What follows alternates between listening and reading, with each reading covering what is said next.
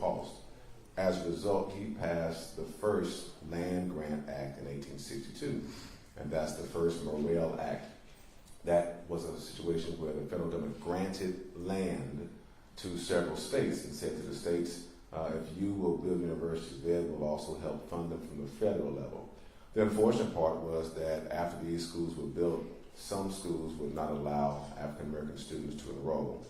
As a result of this, Justice Morrell came back in 1890 and passed a second Morrell Act. This one had a caveat in it that said, if you accept this land and or the money that comes with the land, you have two options. One separate institution, and that institution has to allow everybody to enroll. And so in 1890, you had 18 schools in the southern region of the country, who are common 1890 HBCUs. There are private HBCUs, there are public HBCUs, and there are 1890 HBCUs. And the blessing and benefit of the 1890 land grant being a complete duplicate of the 1862 is all the funding that was listed out in the 1862 bill was supposed to be also carried forth in the 1890 bill. Fast forward, and some of the schools are not getting as much money as they need because it's just a lot of work to do. Land grants are built on the structure of teaching, research, and what they call extension. So when students research information at the school, the extension agents are designed to take it out to the counties where people live. So they started producing federal formula grants, like the Hatch Act and the Smith-Lever Act. These were federal formulas that said that if the state sends $1 or $5 or $10 to that university, the state is supposed to match those dollars. And that's why you'll hear phrases like state matching funds. These are federal formula dollars. And so unfortunately, what you found was with the 1890 land grants, they oftentimes did not get their federal matching dollars. They had to themselves find and generate those matching dollars. I see Ashley King is here. In 1970, Ashley's father, Representative Alvin King, and my father worked on a committee that was designed to specifically look at the underfunding of Tennessee State University. And that report, produced in 1970, showed some of the disparities with the state matching funds. And then that allowed us in 2013 to pick up that same report and expand it. And that's why in 2020, we were able to have another committee formed that looked at the same amount of money, but went back further. From 1957 to 2020 was what we looked at and discovered that those matching dollars had not been given to Tennessee State University. That's what you commonly hear as a $544 million amount.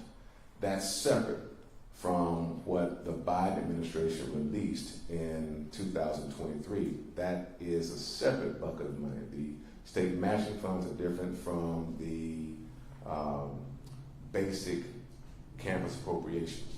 All right, and so the Biden administration looked at data from the National Center for Education Statistics, and they compiled information about what was given to all the 1890s and what was given to all the 1862s. And what they found was when the 1890s received their money and the 1862 received their money, there was a gap between those two amounts. And that's why you'll commonly hear a amount of $2 billion. Florida A&M University, North Carolina A&T, and Tennessee State all had huge amounts of gap monies. And it's good to talk about the gap because there's a misconception that the money was never given, or that no money was given, but it's a gap between what was given to Tennessee State and what was given to University of Tennessee Knoxville, a gap between what was given in Kentucky and what was given to Kentucky State. So I want you to be clear, these are two different buckets of money. The state matching funds and the basic state appropriation are two different buckets of money. So I apologize for the speed in which I presented that. I guarantee you it's a lot of work. I spent years researching it, and it's not easy just to encapsulate that time. I want to give you a quick overview of that now. Representative, I'll pass to the next person. Hold on, don't leave. I got a quick question for you, because you can answer this better than anyone. Because this is a question that many people want to know. We received this as we, in some of the previous submitted question. The $2.1 billion, is that a real number? How was it calculated? Do you know how it was calculated? Or is that something that we can actually put our hands around that we should expect? All right. So again, the National Center for Education Statistics collects data from all universities, public and private. They collect graduation rates, enrollment rates, and funding dollars. And the Department of Education and Department of Agriculture compiled that data. The federal dollars that they looked at and the state dollars is what generates that report. The simple answer is that I have a bill now that's been filed to request that the state would do the same exact study, so we can kind of put to bed some of these questions that folks have asked about the funding around that money. I will say this though, if I can jump ahead to the White House letters, that may help out. So the Biden administration sent out letters in 2023 informing governors of various states about the underfunding and the gap in the funding. But many of the people had never gone through the process of actually recouping any of those dollars. So the Biden administration followed up with another letter in January of this year that said to all the governors in all the states, we recognize that there's a gap in the funding, and many of you have asked, how can we close the gap in that funding? They say, we recommend that you pursue the route that Tennessee took in achieving recouping some of the money from the state matching funds. They also encouraged those states to look at doing another thing, which was to get state matching funds for those colleges. At this point, there are only two or three universities that have their state matching dollars. And Arkansas, Pine Bluff is in the process of trying to get their state matching funds this year. So the White House said, we encourage you to pursue the matching funds. Yes, we know we have this other amount of money we listed out, but pursuing the matching funds is our suggestion. Get your one-to-one matching. So it may be a real number, but people need to consider pursuing, I think, a more tangible number that is easier to get than something that is that big. And it depends on the route to take. Thank you. I appreciate it. Great job. Give Representative Love a round of applause. So the reason why we're going to talk about why we're here now. I want to bring President Tucker to the stage. And come on, give him a hand now. This is our new leadership. Now, this is our leadership. This is our fearless leader. So we're going to get behind him. We're going to support him. And before you came, I was telling people that you are our leadership. And we're going to look forward. We're not looking back. Right. And we're here to support you, give you whatever you need. You give us direction, we're going to do it. The Black Caucus, obviously, we show up in numbers, and we're willing, we have your back. And so we're going to take care of you, and we're going to do it. But I'm going to let you finish receiving the receiving line. Then when he comes back, then we'll let you talk. Did we have any questions? Okay, so we'll let. So thank you again, and President Tucker, take it away. Well, thank you. I was just telling everybody I'm spending too much time with the politicians. But it's my pleasure. I'm a Nashville native. I'm a 1980 graduate of Tennessee State University. My mom went to Tennessee State. My brother went to Tennessee State, and most of my family attended Tennessee State. So it's my honor to serve as the interim president of Tennessee State University. I walked in right at the time that Harold Lowe was talking about the opportunities for the $2.1 billion and how that works. I just try to simplify that a little bit. Tennessee State does have some challenges, and we really need to secure some sustainable funding over a period of time. And we're going to talk about that when we go back down at the end of this month to the legislatures to make that proposal. And our proposal is going to focus on a 5-year plan. And I think the best way to go about that, and everybody's got a point of view about it, but I think we should also be realistic about those opportunities. And the $2.1 billion really there's no account for payable set up with the state of Tennessee to pay us $2.1 billion. So if you really want to try to get to the end of conclusion about whether that's real or not, you're going to have to sue the state of Tennessee. And I don't think that makes a whole lot of sense when, if you think about where Tennessee State is, or if you go back in the time frame in which I went to Tennessee State, if you think about the downtown campus, the Avon Williams was really an extension of UT Knoxville back in the day. And then several professors came together and filed a lawsuit against the state of Tennessee and they prevailed in the court of law. And in return for that, that campus became part of Tennessee State University. But raise your hand on how long it took for that to happen. Was it 5 years, 10 years, more than a decade before that got through the judicial system? It was more than a decade. So sometimes taking a lawsuit is not the right thing to do. Tennessee State, if you're following our current financial updates, I think I took over in December of this past year. We were out of money in terms of being able to pay payroll and light bill and all the other operating costs back in August and November of last year. Today, we're going to run out of cash currently sometime around April or May. So it's very important for Tennessee State to get before the legislature, make this proposal around a multi-year financial plan. In the middle of that, it just don't make any sense to walk into the same people that you need money to pay your bills to say, okay, now we're going to sue you. I just don't think that's a realistic thing to do. But what Harold was beginning to talk about, the legislature here has already identified through Harold's work that Tennessee State has been underfunded from roughly $540 million. I think that's a realistic goal and focus that we should spend our time on versus saying to get to the $2.1 billion, we got to go sue somebody and hopefully we win the lawsuit. Oh, by the way, FAMU sued the state of Florida for their $1.3 billion. They got tossed out of court. They didn't get a penny.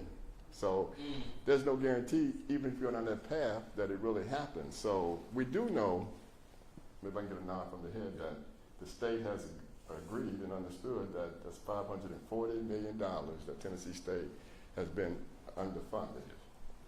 That's the money we should work on because that's real, I call it real money, and that helps us achieve our financial goals over the next 5 years. The state don't want us coming down there every 3 or 4 months asking for some money, and certainly I don't want to go down there every 3 or 4 months asking for some money. So our objective is to present a proposal to the state of Tennessee later in February using the money that's already been identified. That way, I think all we ask in the state to do is not to bail out Tennessee State, but to provide a bridge to our long-term sustainability over the next 5 years. So that's invest in infrastructure for the university. Because think about it, this has got to be a multi-year kind of agreement because I don't know people in my age group that can go back and take a look at the dormitories at Tennessee State where they're almost 45 years or more old. You're not going to get the current profile of a student that's going to come into a dorm, at least my privileged kids would look at me and say, hold on, Dad, I'm not going to take a shower with 8 people that I don't know. People today, they want their own room in the dorm. So we have to modernize the dorms, we have to modernize the campus, and we have to invest in some infrastructure so things work and students have a good experience when they come to Tennessee State. If we just take that money there, spread it out over the next 5 years, then we can put Tennessee State in the best place for the next 100 years. But that's the focus we should be focused on, not the $2.1 billion.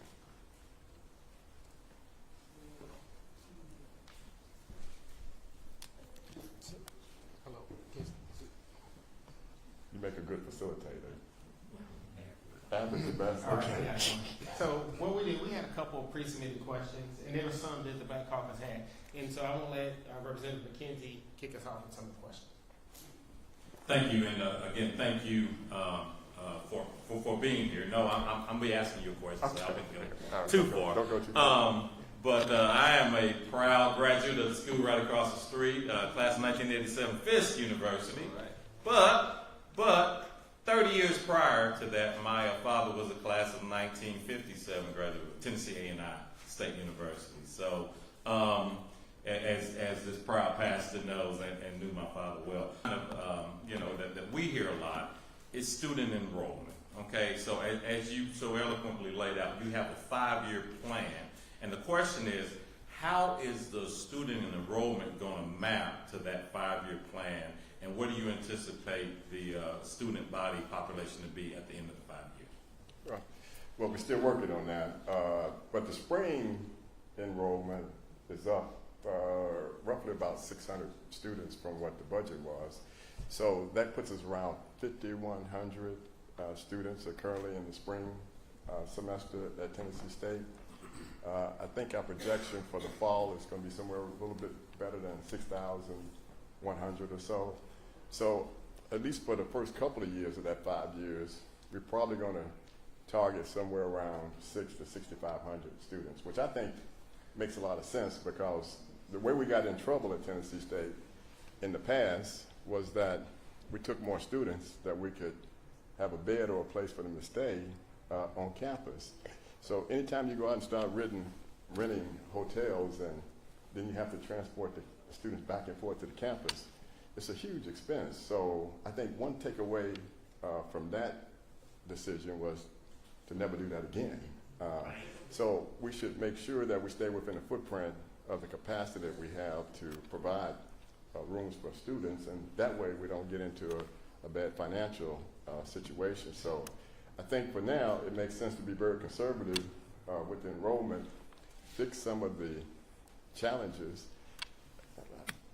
I mentioned I graduated in 1980 from Tennessee State. The lines for financial aid and getting people to provide good customer service was a challenge back then. And I talk to a lot of people even today in the last 5 years, they talk about how challenging things are at Tennessee State from a customer service standpoint for students. So my favorite one is the guy on TikTok.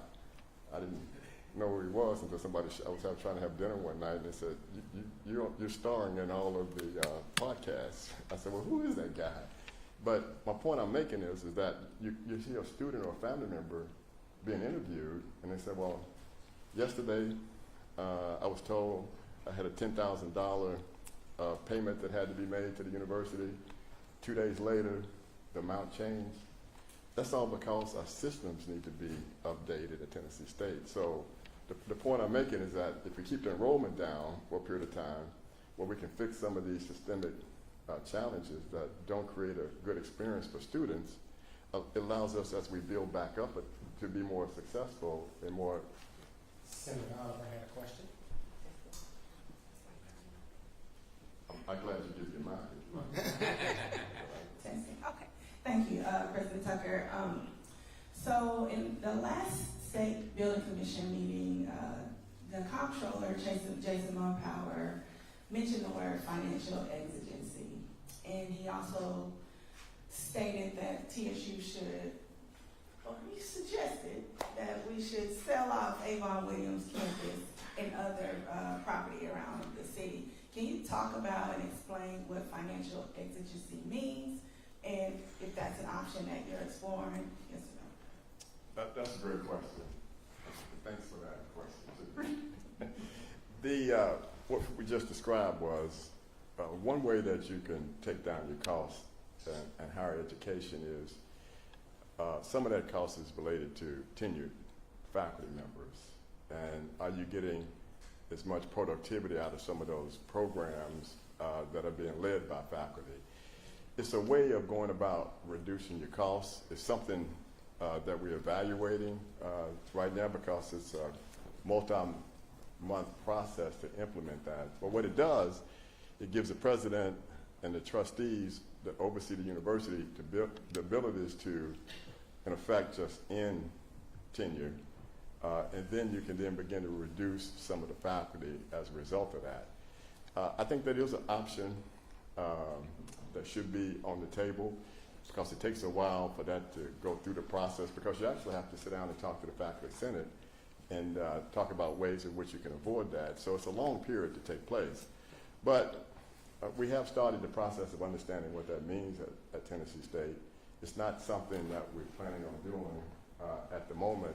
I do think there's opportunities across TSU to continue to reduce in cost, and that's not something I need to have gone through that, and that was Friday of last week.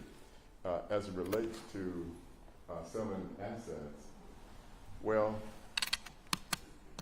I should behave because the cameras are on. But I'm not a politician. I'm just Judy Tucker's son, Dwayne Tucker. I grew up in North Nashville. But sometimes we have to realize that sometimes things are said in a public manner because that sort of works with the people who are voting for you or supporting you. I think when we talk to the politicians, and I have downtown, they all say that they're committed to Tennessee State University. And when you start talking about the Avon Williams campus in terms of selling that, some of that is nuanced and some of it is just the politics of politics. They may say it a little differently, but we have no plans on selling the downtown campus. I think when you hear that and people bring that out,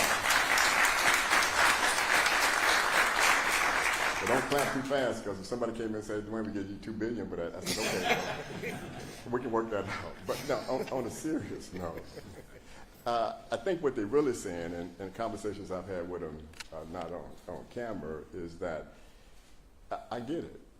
If Tennessee State is out of money, their job is to be good stewards of the taxpayers' dollars.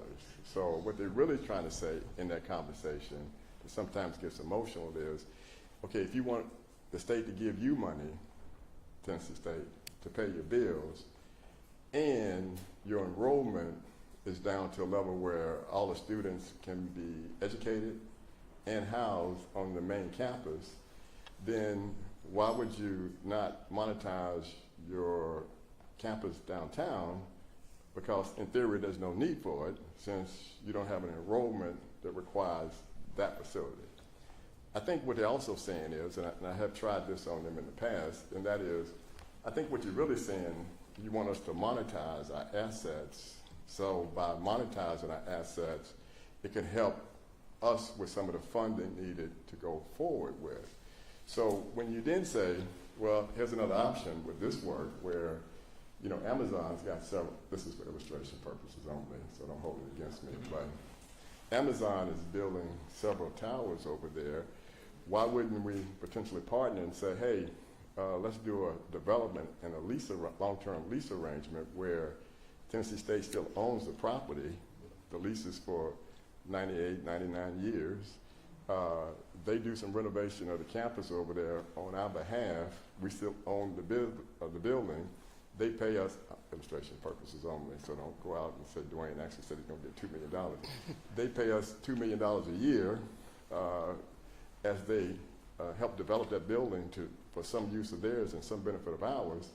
I think that works too, and they would say that works too. So I don't get hung up when they start talking about sell the downtown campus. What they're really saying is that we want Tennessee State to look for ways to monetize some of the assets so that we can then take care of some of the expenses that we have to pay by taking advantage of that. The same thing can happen with the property down by Tune Airport, which is off of Bradley Parkway.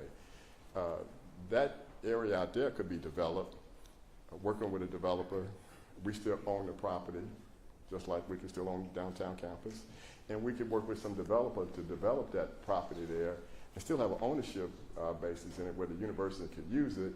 And more importantly, get some revenue coming in for it. I think both of those things work, but what tends to get most of the attention on the 6 o'clock news is sell Avon campus. Now, there's options there that we should look at and we should evaluate.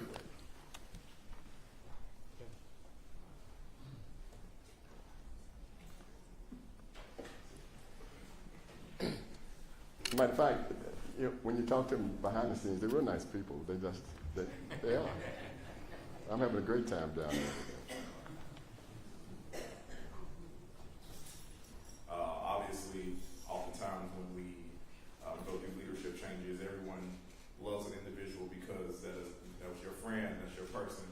But obviously, you know, you have to continue the business and organization. What does leadership structure look like for you moving forward for the organization? I think, you know, that's a good question. I've only been on the job about, I think about 4.5 weeks if you take out the holidays. But having spent some time at Tennessee State, I think we have a couple things we have to do. First, we have to be authentic about what our real challenges are. Because if you don't do that, then you don't build trust. Because most of the people that I talk to in the community across Nashville that attended Tennessee State, they go back further than 1980 and talk about financial aid being a problem, or getting a copy of your transcript in a short period of time, having somebody answer the phone in a timely manner, and being available to resolve the issue. That's been there for a long time.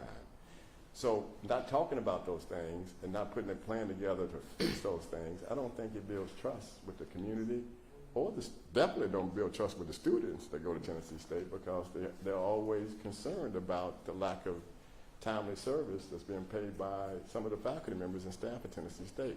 So the first thing we have to do on the leadership piece is just be honest about the challenges that we need to fix.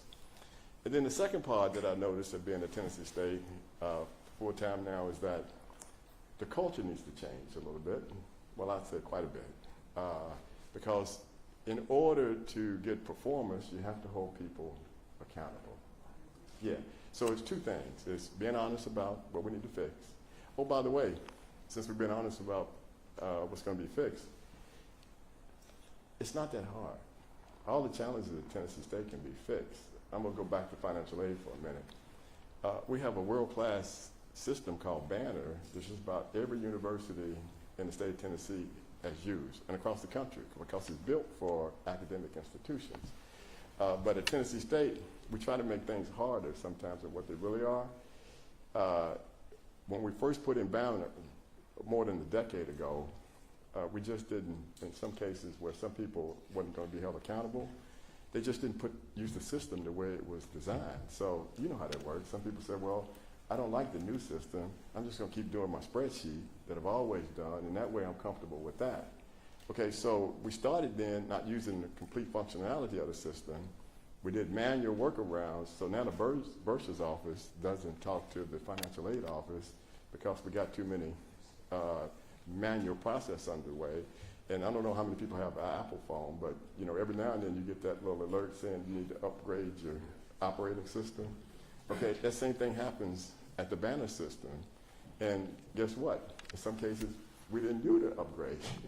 So now, every year that goes by, you fall farther and farther behind, and then you have to have more and more manual things that you do outside of the system.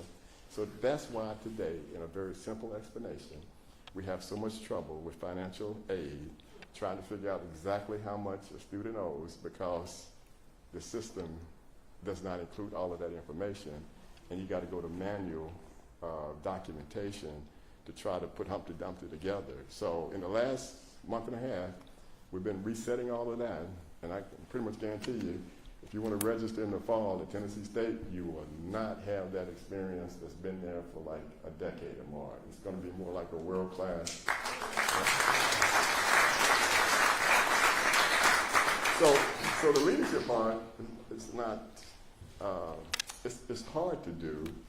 You know, I don't want to spend all the time up here talking about Dwayne's background, but when I graduated from 1980 from Tennessee State, I went to financial services and worked in a lot of companies much bigger than Tennessee State. And my job was to handle all the mergers and acquisitions of companies that we bought, and then the underperforming companies that were not making it. They said, hey, Dwayne, why don't you go turn those around? And in each one of those, I can tell you one thing. The number one thing that keeps any organization from being successful is they forgot who their customer is. The third thing with Tennessee State is that I think we forgot that the real customers are the students. And we should be student focused. And the decisions that we make as leadership, the North Star for us should be, is it right for students? If we just do that, then I think Tennessee State's going to be okay. But we're going to have to go through some accountability around having consistency around things that we commit to do, that we actually do those things in a timely manner. That's not that hard to do, but if you don't do it that way, when all you do is just do layoffs, you're not going down the organization to change the culture so that people understand what's the requirement to do their job, and you hold them accountable for doing their job. And then you say, okay, we're not going to deviate from that. And then once you change the culture, I think you can see a big difference in Tennessee State in less than a year. But the leadership part has to be open and honest, and it has to be with accountability. And you probably read about some changes that we made because some people were not following what we asked them to do. And that's a problem. Thank you. Mr. President, do you will take to restore fiscal responsibility and stability to TSU will impact accreditation or the federal research grants, that classification? I don't think so, that would happen in a negative way. I think sometimes if you do the filing for what we talked about, I can't pronounce that word. Well, I did come out with a 2.75 in Tennessee State. Okay, so if you go with that particular situation where we have to exhaust that strategy because we can't find a way to cut more costs that doesn't cost us to be able to benefit students with great academic outcome by attending Tennessee State, if the financials stay with a point where we're not sustainable, patients out there who may say, well, if you can't solve your financial problems, then your accreditation can be taken away from you. If your accreditation is taken away from you, then you really don't have a university because nobody's going to send a child or student to Tennessee State or any university. I think won't happen unless we just totally fail in terms of managing the university in a more effective manner. I think most of the challenges financially at Tennessee State, well, my word, were self-inflicted. So as long as you don't make the same mistakes going forward, then we can get ourselves out of this financial challenge, assuming that we can get a bridge from the state of Tennessee around the $540 million over 5 years. Quick question, I just wanted to kind of clarify. When you say bridge, you're saying like the $250 million that was already appropriated. It's already been appropriated, was it 2 years ago? We've probably used about 80 million of it. So you're saying there's about 170 million. It's About 150. 150 that's still out there. Of that 150, you saying, when you say bridge, you're saying to remove the restrictions so that you can use it how you want to use it. You know, Not how you want to use it, but in its in my next life, I'm going to be a politician. No. But words sort of matter, and sometimes words have nuances. And then sometimes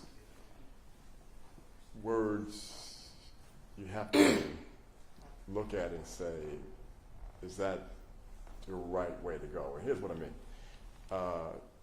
Well, I think we differ a little bit with the state in terms of how they describe our financial situation.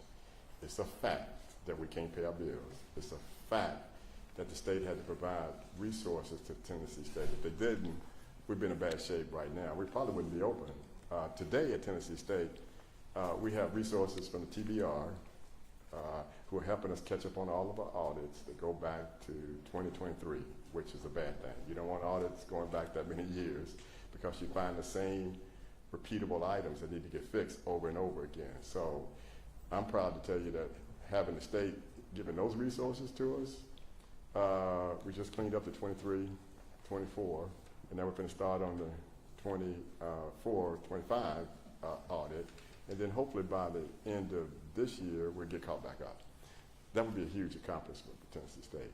On the front end, on the financial aid piece, THAC, which is another state organization, has provided resources in Tennessee State, and they're helping with the financial aid piece, right?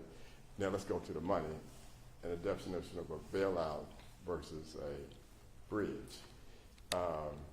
Sometimes the state will refer to the funding that they have provided TSU to pay our bills as a bailing us out. Depends on how you want to interpret bailing us out. But one way of looking at it is that under the current way in which universities get funding, they spread out the funding over a course of a year.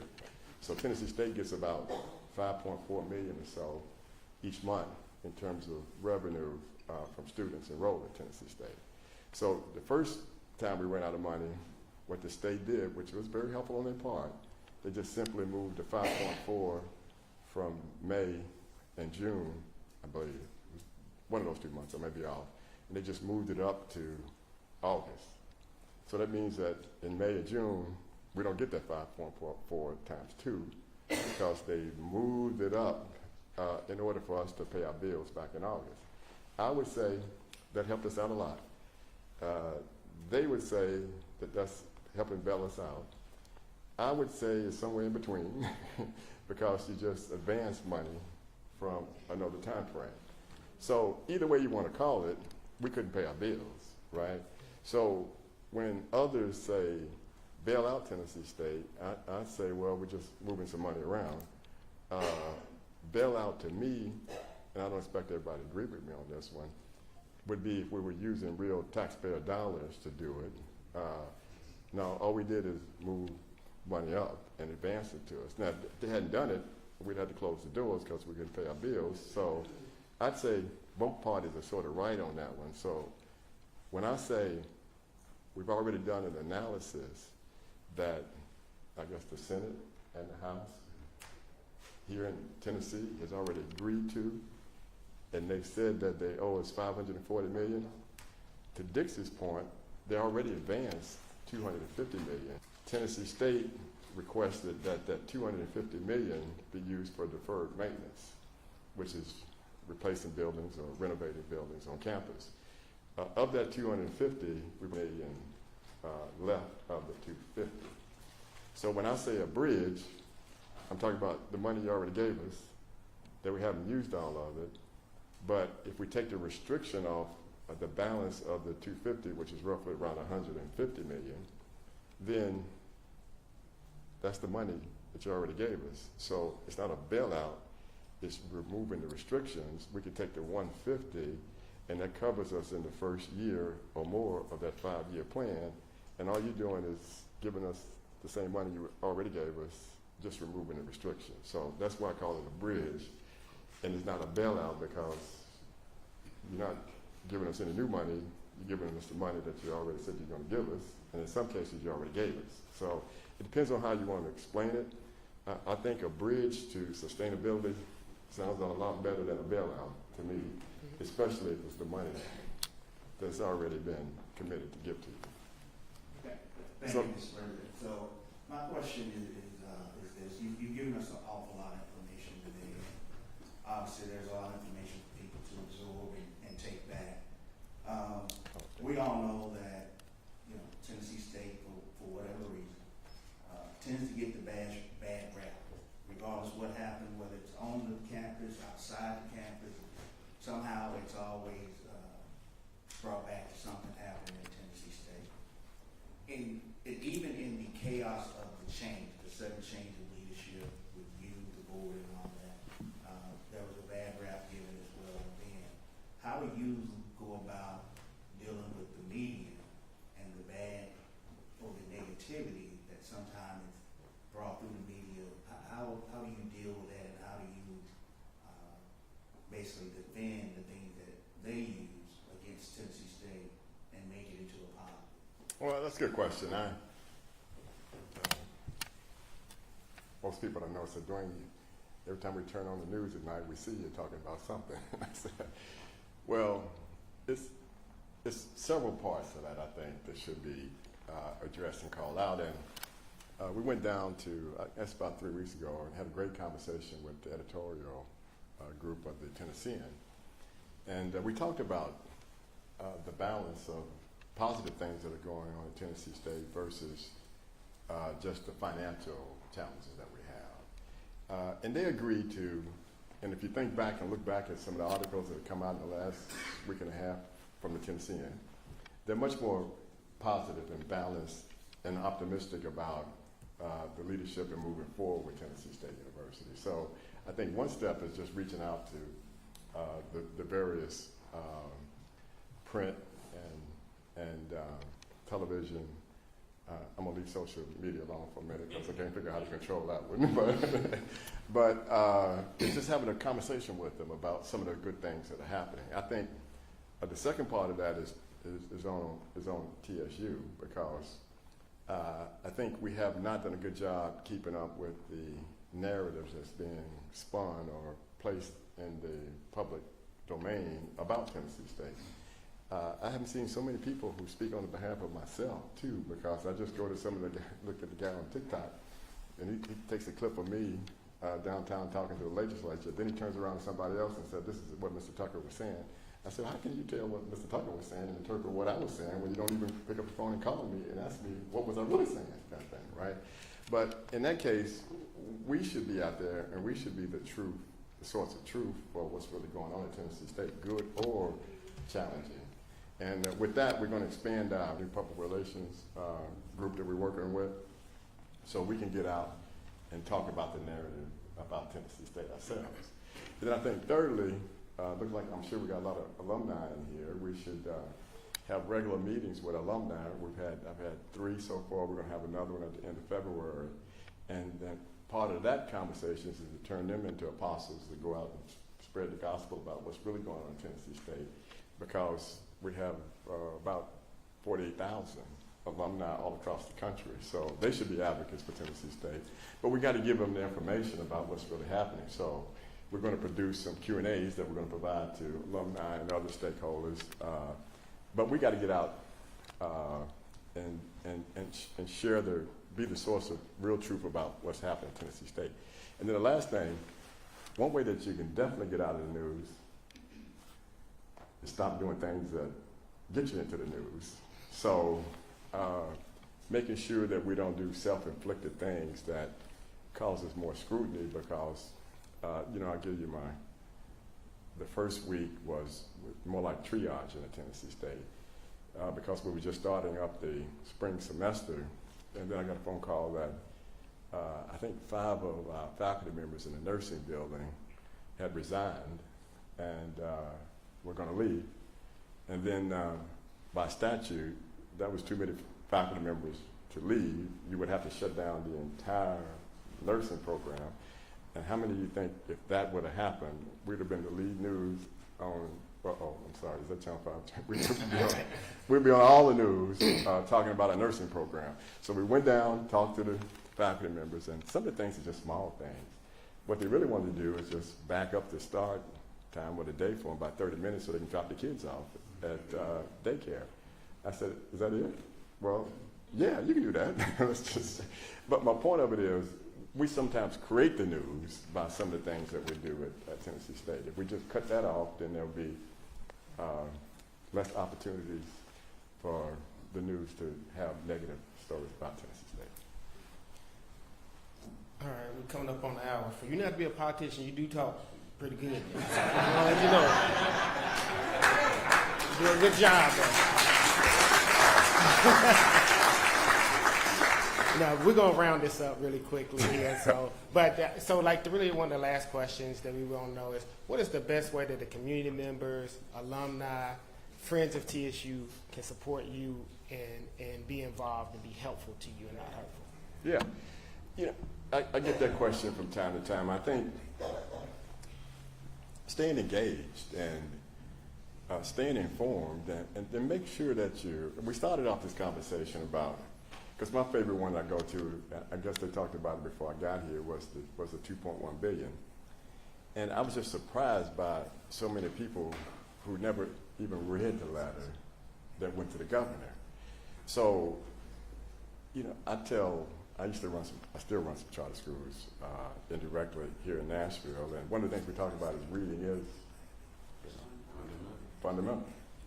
So if you read the letter, it does not say anything in there. This is the first one that Harold was talking about when I walked in, to Governor Lee and all the governors, mainly in the South, that their land grant HBCUs have been underfunded, right? But nothing in there said that we're going to send the FBI. we're going to send somebody down there to file a lawsuit against the state of Tennessee. None of that's in there. It just says, hey, they went through this analysis and they came up with this number. But there was nothing in there that compels any one of the governors to just go out and give the money away. It was just an analysis. The one that I really want you to go read, if you haven't read it, because you get all this on the internet, you can see every letter that went to every governor that defined, mainly in the South. The 2.1 billion is equivalent to the 1.3 billion that FAMU received. Harold said something that's very important. because it's a difference between the first letter and the second letter. The second letter from the Department of Education that came to Governor Lee was the first week in January of this year. You should go read that one. It's the same group that sent the original $2.1 billion. Same group is talking about the $2.1 billion again, but guess what they say this time? I'm gonna paraphrase. I'm gonna say it a little different than what Harold said. It said, they said that we strongly recommend that you work with your local legislators to determine the true underfunding for your school. Now, 1, 2, 3, 4, 5, 6, 7. We got 7 professional politicians here. I would say, as a non-politician, what they just said was, back off with that $2.1 billion, because if they really thought it was really true, they would not say it, work with your local legislators to come up with a true amount. That's a nice way of saying, if I was y'all, I would be going out suing your state because what just happened to FAMU sets a precedent on that one. So then the next sentence, if you read the letter, it says that you should use the state of Tennessee as the example for getting that. They just called out Harold and what he did to get that agreement here in Tennessee. So they give you the roadmap in terms of how to go about this process, but the 2.1, if you don't read all of the materials, you can still come to your own opinion about it after you read it. I'm just saying it makes a difference to go through that. And then pull up the lawsuit for FAMU and see what happened there. That's why here's my real problem with that. If we spend all our time thinking somebody's going to bail us out by giving us $2.1 billion, let me repeat, this back to the alumni, what you can do. We will be out of money in April or May of this year. And everybody wants to, challenge everybody downtown for what they say. But the comptroller is very right on one point of that, very much so. And he said that, quote, but Dwayne, well, it's the president down there, I guess. Mr. President, everything has to go right for you not to run out of money, watch this, sooner than April or May. And he's absolutely correct.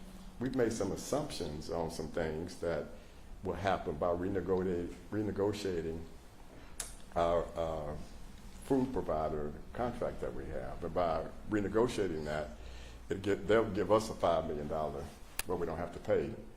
So that's baked in to cash flows. So we have to get all of those things done. Any one of those things that don't happen causes us to run out of cash faster. So when people say, what can I do, and what are we doing in Tennessee State, my number one focus is making sure all those things that we said we were going to do actually happen, and make sure that somebody's accountable to making that happen. I feel confident about that.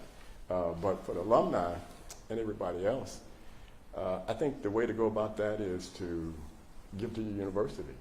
Say it one more time. Give to your university. And I'm going to announce maybe late February or early March a goal to raise $100 million. We're going to have to set a high bar for expectations. And I think there's a lot of people outside of alumni that went to Tennessee State who want to support the mission of Tennessee State that have a lot of money. But those individuals don't want to come off the sidelines and give you the money when they think you may be insolvent and bankrupt in April or May. So to reset that, we have to build back some credibility with not just our alumni, but the bigger Nashville community, because I can guarantee you that in the past, where you get the big money from is the corporations, because they've got a lot of money. We should have the HCA logo on our nursing building. They could give you millions of dollars, but in order to get the credibility to have those kind of relationships and that kind of funding in the Tennessee State, we got to fix some of the foundational kind of things. And sometimes when I say this, people say, well, it can't be that hard. Well, I'm going to give you one example. I'm going to give the microphone back because they said, Dwayne, quit talking so much. But I had spent a lot of time since I retired in 2005 and I came back to Nashville, and I started running a few charter schools, and I had my own business for a while. It was an executive coaching business, so I coached a lot of CEOs around town. So I have a lot of relationships with a lot of different CEOs in Nashville and outside of Nashville. And they said, Dwayne, what can we do to help? And then they started telling me stories about the past. One of them I will name it because it's true. And he's currently the CEO of Geodis. They have their logo on the soccer field here. And I've known the CEO of Geodis for a long time. And he actually lets us use part of his building in Brentwood for our overhead at Lee Public Schools to occupy that space down there free. He doesn't charge us anything in his building.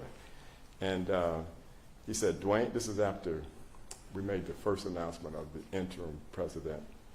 And he said, I had a bad story. I said, what was the story?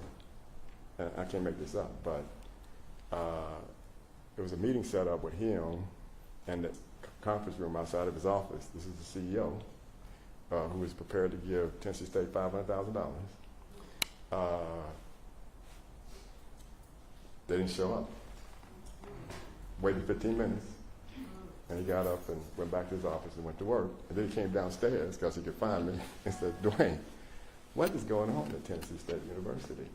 So my point about the 100 million or any target, just like the financial aid piece, we got to make sure that when people do give their money, it goes to exactly what they wanted the money to be used for, and that they can get a receipt and some kind of professional follow-up along with a thank you for your gift to Tennessee State.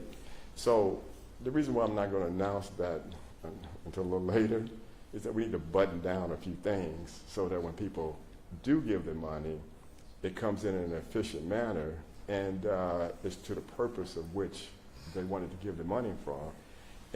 Fix some of the other opportunities at the university to give more credibility for the billionaires and other people who live here in Nashville. All you got to do is just drive past Belmont or take a look at the campus there, how it's taken out, Vanderbilt. It's a lot of families across town who want to invest in education, but we got to get out of the headlines a little bit. People ask me all the time, why does Howard, North Carolina AT&T, and everybody get all these $100 million grants? Well, that's because the alumni giving is much higher than Tennessee State University. We're in the single digits, somewhere between 4, 6, 7, 8% is the highest I've seen it. And when rich people look at your alumni and they see that you have a single digit alumni giving rate, what do you think they conclude by that? If your own alumni are not giving to your university, then why should I give you my money? Because they got choices with that.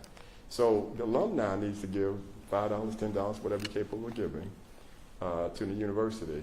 But now if you got a few till you see that 100 million come out, then give.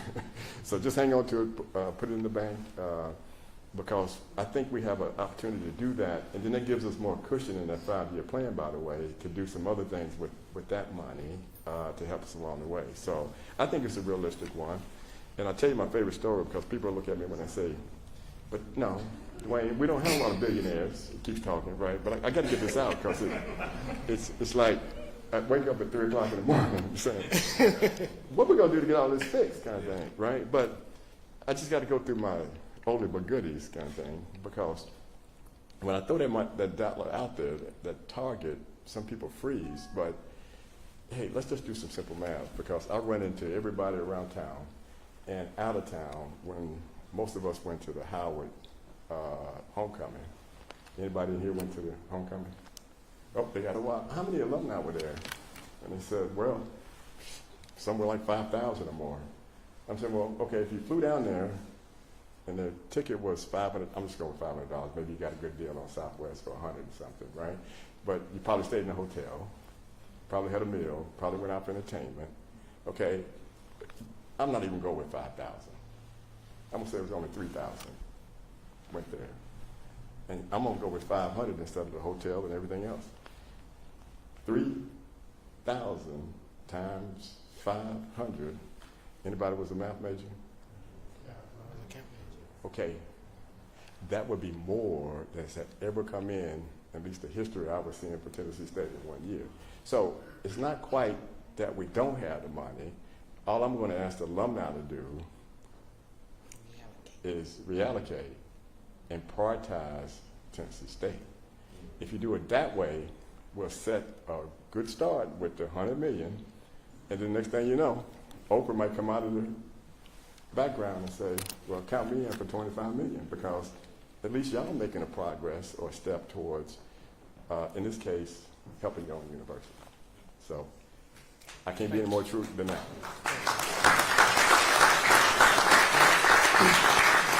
Well, I feel if I talk long enough, you have less questions. No, I don't have any more questions, but if you do have any other questions, that's why we took the information today. I'm going to send out an email to everyone who submitted their email address, and that way we have some communication, and you can submit your questions back there, and we'll get them answered in some kind of way. But we will continue to have this conversation. President Tucker, do you have any last words? Are you done? Or? Man, I'm done. But I want to tell you, thank you. I appreciate you. I won't mess up. I appreciate you. Let me get you one. I appreciate you dropping everything to come and be here. Because we want to let you know that the Black Caucus is here to support you in any kind of way. As you see, the community is here behind you to do whatever. We're ready to move forward. We're ready for TSU. Get back. You said that the goodies, oldie but goodies. We're ready to get back to the good old days. And I think that we can do that. I think you have a plan and a vision for us. And thank you again for always being accessible to us and talk to us. And we pride ourselves as the Black Caucus as building a relationship with whoever is the president, because you do have our support, and we want to also lean into what you need. So at this moment, I want to thank everybody for coming out, but I also want to turn it back over to our chairman, Jesse Chisholm. Hey everybody, once again, everybody, I want to do one thing real quick. I want everybody under the sound of my voice to put their hands together for the biggest hand clap you can for our president.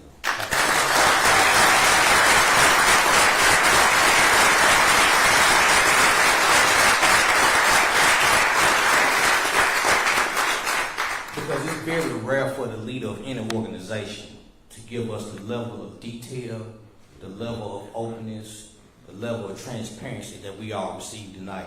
And we are forever grateful for that transparency. So thank you so much. So I also wanted to thank Pastor Chris Jackson for opening the doors to us.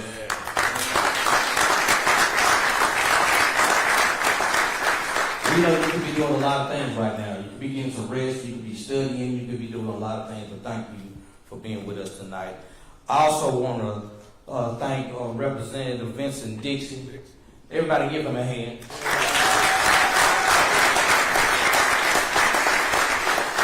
Yeah, Representative Dixon and his staff, they worked so hard on this program, and when he first brought it to me, I was a little apprehensive, but when he gave me the details of what he was going to do, we were on board. So thank him so much. I want to thank our Black Caucus members.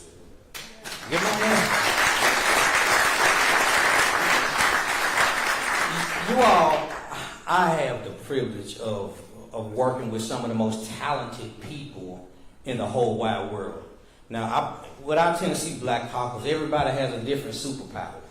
But those superpowers as a collective has made us powerful. And I'm glad that we have a group that work together. We don't always agree, but we always agree to be agreeable with each other. So I'm just grateful for that. We want to thank our staff, Black Caucus staff. Wave your hand. Most of them have cameras in their hand or pens. And now I want to ask that you give yourselves a hand for being here. Thank you so much. So, as Representative Dixon mentioned earlier, for those of you all that may not have gotten a chance to sign in to give us your contact information, we're going to use that contact information to keep you informed. So we want to keep you all informed on not only things going on with Tennessee State University, but also things that the Black Caucus is doing, things that you can be involved in, and things that we can help keep you abreast of. So make sure you share that information with us so that we can keep you all abreast of what's going on.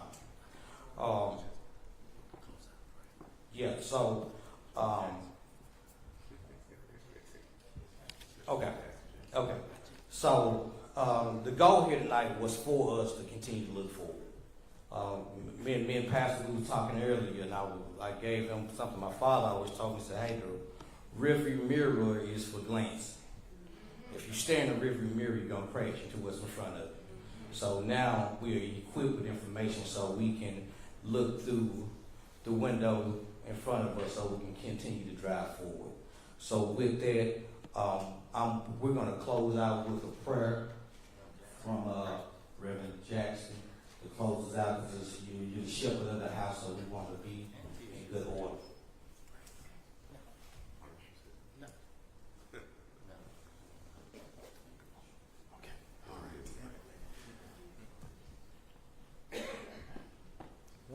We have our property assessor in the house today. Will you wave your hand?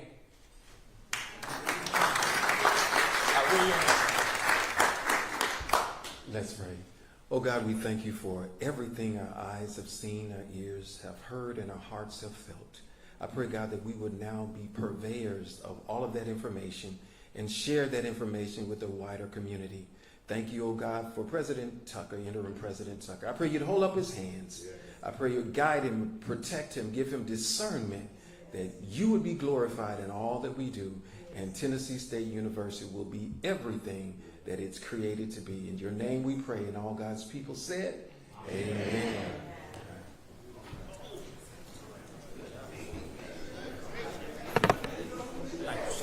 My pleasure anytime. I'm serious. It's a community church. Yes, sir.